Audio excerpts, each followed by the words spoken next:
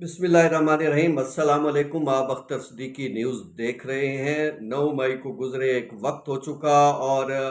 اب اس 9 مئی کے واقعے کا ڈراپ سین ہونے والا ہے، اور عمران خان صاحب کے حوالے سے کیا مشکل وقت آ گیا ہے، اور یہ جو ویک ہے، کیا عمران خان صاحب کے لیے یہ مشکل اور خطرناک ثابت ہو سکتا ہے، اس پہ بھی بات کریں گے۔ اور ایک بڑی خبر اس میں آپ کو دینے جا رہا ہوں، وہ بھی بتاؤں گا۔ اس کے ساتھ ساتھ آئینی بینچ کے معاملات جو ہے وہ صوبائی ہائی کورٹس میں تھوڑا مشکلات پیدا کر رہے ہیں اور الجھاؤ پیدا کر رہے ہیں۔ اس وقت کس صوبے کی جو ہے ہائی کورٹ میں جو ہے آئینی بینچ اور ریگولر بینچ کا معاملہ جو ہے وہ طول پکڑ رہا ہے، اس پہ بھی بات کریں گے۔ اس کے ساتھ ساتھ آج جو آئینی بینچ نے مختلف مقدمات کی سماعت کی ہے، اس میں کیا پیش رفت ہوئی ہے، اس پہ بھی بات کریں گے۔ آپ میرے چینل کو دیکھتے ہیں، مجھے آپ کے ویوز بھی مل رہے ہیں، میری کوشش ہوتی ہے فرداً آپ کو جواب بھی دوں۔ آپ کا بہت شکریہ کہ آپ جو ہے ویڈیوز دیکھ بھی رہے ہیں اور ویوز بھی دے رہے ہیں۔ تو معاملہ یہ ہے کہ اس وقت جو ہے فوجی عدالتوں میں جو ہے سویلینز کے ٹرائل کے حوالے سے جو ہے آئینی بینچ نے ایک کیس جو ہے وہ 9 دسمبر کو مقرر کر دیا ہے۔ اور یہ بھی میں آپ کو بتا دوں کہ اس کیس کا جو پچھلی سماعت تھی وہ بھی دسمبر میں ہوئی تھی، مگر وہ 13 دسمبر 2023 تھا، اور اب جو ہے یہ 9 دسمبر 2024 ہوگا، جس میں جسٹس امین الدین خان کی سربراہی میں 6 رکنی آئینی بینچ جو ہے وہ سویلینز کے فوجی عدالتوں میں ٹرائل کے حوالے سے کیس کی سماعت کرنے جا رہا ہے۔ اور اس سویلینز کے ٹرائل کے مقدمات میں جہاں پی ٹی آئی کے اور بہت سارے رہنما اس معاملات میں آ رہے ہیں، وہاں عمران خان صاحب کے کیسز بھی جو ہے وہ بھی اس کیس میں، اس معاملے میں آ سکتے ہیں۔ اور سردار لطیف کھوسہ سمیت بیرسٹر اعتزاز احسن اور باقی وکلاء نے بھی بڑی تعداد میں درخواستیں دائر کی تھی کہ اس کی جلد سے جلد سماعت ہو سکے، مگر یہ کیس التوا پہ التوا چلتا ہوا اب جو ہے وہ سماعت کے لیے لگایا گیا ہے۔ اور اس آئینی بینچ نے باقاعدہ جو ہے فریقین کو نوٹسز بھی جاری کر دیے ہیں اور سماعت ہونے جا رہی ہے۔ اور 23 اکتوبر 2023 کو جو ہے سپریم کورٹ نے فوجی عدالتوں میں سویلینز کے ٹرائل کو جو ہے وہ کالعدم قرار دیا تھا، مگر اس کے بعد ایک اور سماعت میں جو ہے وہ 21 نومبر کو سپریم کورٹ نے ہی اس فیصلے کو معطل کرتے ہوئے سماعت جو ہے وہ ملتوی کی تھی، اور پھر دسمبر میں اس کی کچھ سماعت ہوئی، اور پھر اس کے بعد سے یہ التوا کا شکار چلا آ رہا ہے۔ اور یہ کیس ایسا ہے کہ جس میں مختلف درخواست گزاروں نے جو ہے درخواستیں دائر کی تھی کہ سویلینز کا ملٹری کورٹس میں ٹرائل کو روکا جائے، اور سویلینز کا ٹرائل جو ہے وہ جو ہے سویلین عدالتوں میں ہی ہونا چاہیے، اور آئینی قانونی طور پر اس معاملے کو اسی طرح ہی ٹیکل ہونا چاہیے۔ اور جسٹس اعجاز الحسن نے پھر اس پہ فیصلہ دیا تھا اور آرمی ایکٹ کی 2 شقوں کو کالعدم قرار دے دیا تھا، اور جس کے بعد سویلینز کا ٹرائل رک گیا تھا۔ جس کے بعد آنے والی جو نگران حکومت تھی اس نے پھر سپریم کورٹ سے رجوع کیا تھا۔ نگران حکومت، اس کے ساتھ ساتھ وزارت دفاع، اس کے ساتھ ساتھ باقی فریقین آئے تھے، اور یوں یہ 17 اپیلیں دائر ہوئی تھی، اور اس پہ پھر سپریم کورٹ نے جو ہے جو سپریم کورٹ کا اپنا جو 5 رکنی بینچ کا فیصلہ تھا اس کو معطل کیا، اور اس کے بعد جو ہے وہ سویلینز کے جو ہے نا مشروط طور پر ٹرائل کی اجازت دی تھی، اور کہا تھا کہ اس کا فیصلہ ابھی جو ہے وہ نہ کیا جائے۔ اب صورتحال یہ ہے کہ جیسا کہ آپ کے بھی علم میں ہے کہ مختلف عدالتوں میں جو ہے عمران خان صاحب کے ساتھ جو ٹرائل ہو رہا ہے، مختلف کیسز چل رہے ہیں، اور اب جو کیسز ہیں ان کے خلاف ان کی تعداد بھی جو ہے وہ بڑھ کر 62 ہو گئی ہے، اور ان سارے کیسز کا جو ہے وہ کسی نہ کسی طریقے سے 9 مئی سے جو ہے وہ تعلق جوڑا جاتا ہے، اور اس کے بعد مزید احتجاجوں کے حوالے سے بھی بات چلتی رہتی ہے۔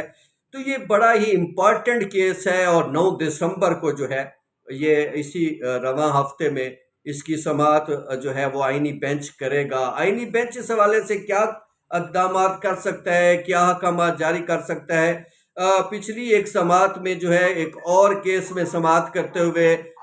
آئینی بینچ نے کہا تھا کہ یہ جسٹس عائشہ ملک چونکہ اس بینچ کا حصہ رہی ہیں، لہٰذا ان کو اس بینچ میں ہم شامل نہیں رکھ سکتے، ہمیں کوئی اور بینچ جو ہے اس کے حوالے سے تشکیل دیا جائے گا۔ تو اب وہ بینچ جو ہے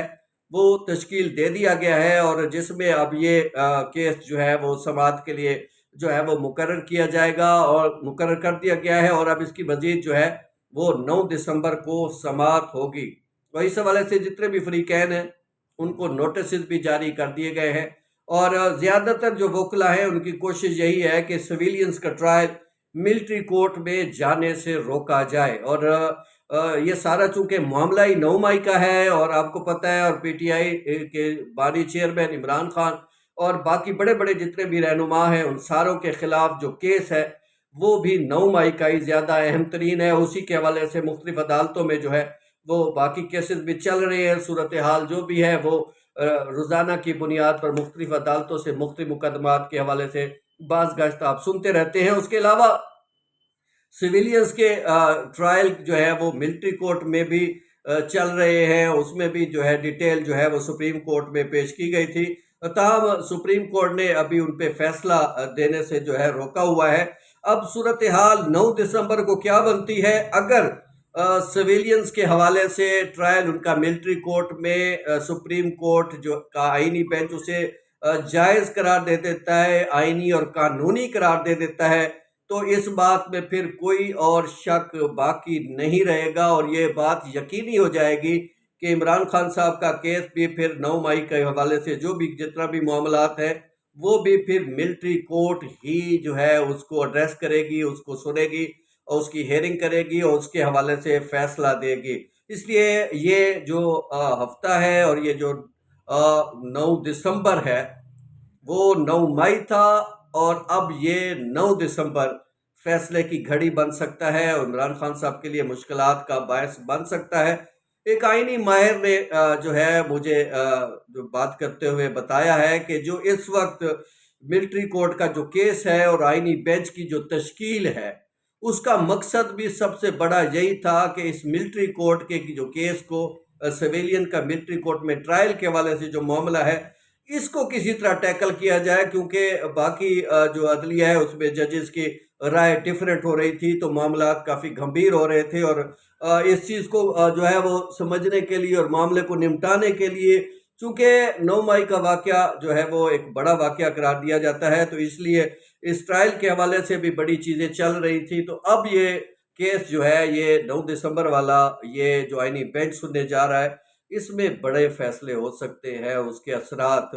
عمران خان سمیت پی ٹی آئی کے تمام لیڈرشپ جو بڑی اس وقت جن کے خلاف 9 مئی کے ٹرائل چل رہے ہیں ان کے لیے یہ خطرناک ثابت ہو سکتا ہے۔ بہرحال یہ تو اب آئینی بینچ جب سماعت کرے گا تو ہی پتہ چل سکے گا۔ تاہم دوسری طرف یہ خبریں آ رہی ہیں کہ آئینی بینچ جو صوبائی ہائی کورٹس میں بنائے گئے ہیں، جو ایک ابھی سندھ ہائی کورٹ میں بنا تھا، اس کا اور ریگولر بینچوں میں ایک عجیب سا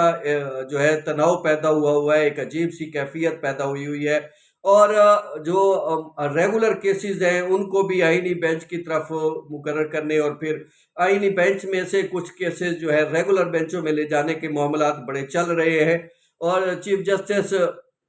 شفیع صدیقی نے بھی جو ہے اس کے دائرہ کار کے حوالے سے وضاحت جو ہے ایک فیصلے میں کر دی تھی۔ اس کے باوجود معاملات جو ہے وہ بڑے ہی عجیب سی کنفیوژن کا شکار ہیں۔ آج بھی ایک کیس میں جسٹس ظفر راجپوت نے جو ہے کہا ہے کہ جو مقدمات ریگولر بینچز کے دائرہ کار میں نہیں آتے انہیں جو ہے وہ آئینی بینچ ہی سنے گا۔ انہوں نے ساتھ ساتھ یہ بھی وضاحت دی ہے کہ جتنے بھی توہین عدالت کے مقدمات ہیں ان کو بھی جو ہے وہ آئینی بینچ ہی سن سکے گا۔ تو یہ معاملہ ایک عجیب سی کنفیوژن کا شکار ہے۔ پہلے آج والا کیس بھی انہوں نے آئینی بینچ کو ریفر کیا ہے، دیکھنا یہ ہے کہ اب آئینی بینچ جو ہے اس کو پھر دوبارہ سے ریگولر بینچ کی طرف بھیجتا ہے یا کیا صورتحال بنتی ہے۔ دوسری طرف جو اسلام آباد میں آئینی بینچ موجود ہے جسٹس امین الدین خان کی سربراہی میں، اس نے سابق وفاقی محتسب کی جو درخواست تھی توہین عدالت کے حوالے سے جو جسٹس منصور علی شاہ کے خلاف تھی، وہ درخواست جو ہے وہ جو ہے نمٹا دی ہے، اور یاسمین عباسی نے وہ درخواست جو ہے وہ واپس لے لی ہے۔ اور دلچسپ بات یہ ہے کہ ایک فیصلے پر جو ہے یاسمین عباسی نے منصور علی شاہ صاحب کے جو ہے وہ وارنٹ گرفتاری جاری کیے تھے۔ اس وقت وہ لاہور ہائی کورٹ میں بطور چیف جسٹس کام کر رہے تھے، اور دوسری طرف یہ معاملہ پھر یہ اس پہ سپریم کورٹ نے اس پہ نوٹس لیا تھا اور پھر یاسمین عباسی کو طلب کیا تھا، اور پھر یہ معاملہ ایک عجیب سی چپکلش اور تنازع کی صورت اختیار کر گیا تھا۔ تو پچھلی سماعت پہ بھی جسٹس مسرت ہلالی نے کہا کہ ایسا لگتا ہے کہ جیسے ایک ہائی کورٹ نے دوسری ہائی کورٹ کے خلاف جو ہے وہ وارنٹ گرفتاری جاری کی ہے اور احکامات جاری کیے۔ بہرحال آج جو ہے وہ آئینی بینچ نے اس معاملے کو نمٹا دیا ہے، اور منصور علی شاہ کے خلاف جو توہین عدالت کی درخواست تھی وہ آج ختم ہو گئی ہے، کیونکہ یاسمین عباسی نے وہ درخواست واپس لے لی ہے۔ اس کے ساتھ ساتھ اور بھی معاملات چلے ہیں، اس میں پی آئی اے کی نجکاری کا معاملہ تھا، وہ بھی سپریم کورٹ نے جو ہے وہ نمٹا دیا ہے۔ اس کی وجہ یہ ہے کہ وفاقی حکومت نے کہا ہے کہ ہم اس کو دوبارہ بیڈنگ کریں گے، اور اس پہ عدالت نے بھی توقع ظاہر کی ہے کہ ہو سکتا ہے کہ اس بار جو ہے وہ اچھے جو ہے بیڈرز آ جائیں اور بہتر رقم بھی مل سکے۔ بہرحال یہ صورتحال آج آئینی بینچ کی تھی، اور پھر آپ کو جو 9 مئی کے حوالے سے جو سویلین کا ملٹری کورٹ میں ٹرائل ہونے جا رہا ہے، یا اس کو ہوگا یا نہیں ہوگا، اس حوالے سے جو آئینی بینچ 9 دسمبر کو سماعت کرنے جا رہا ہے وہ اس کے سارا حوال آپ سے شیئر کیا ہے۔ اور امید ہے آپ کو یہ ویڈیو پسند آئی ہوگی، اپنے دوستوں کو بھی شیئر کیجیے۔ بہت شکریہ، اللہ حافظ۔